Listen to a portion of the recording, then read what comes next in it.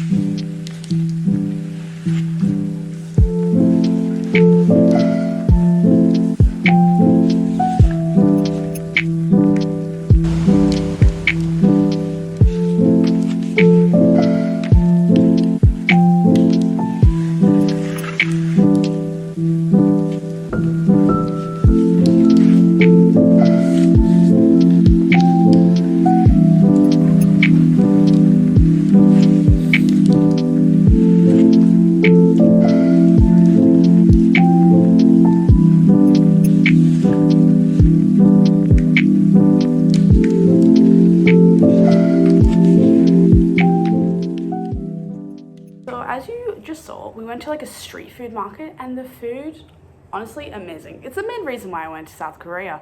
I just really wanted to eat all the food, and it was the best part about the trip. It's the most memorable part about the trip, if I'm honest.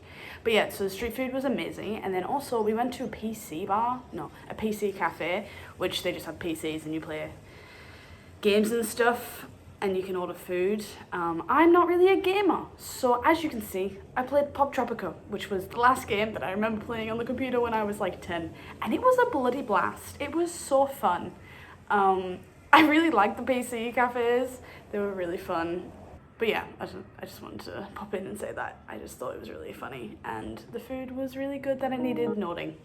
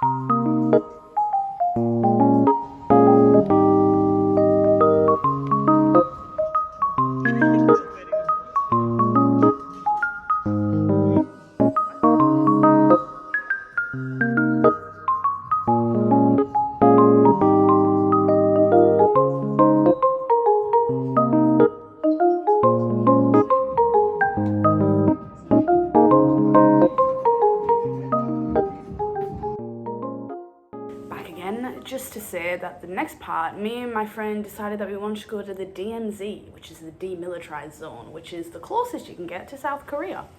No, wrong. Which is the closest you can get to North Korea, which was very interesting. We had like a tour guide, and the tour guide was really nice and really funny and very interesting and entertaining. I didn't think I was really going to enjoy it, but my friend really wanted to do it, but I actually had a good time. We weren't allowed to film it, but we went like deep in tunnels that North Korea had dug to try and like invade into South Korea. And that was really cool and kind of scary, and you would hit your head on the walls and the roof and stuff. It was very interesting. I learned a lot about like South Korea and North Korea that I had never been taught or never even knew about. Would definitely recommend going if you were traveling to South Korea and you were interested in the history of it.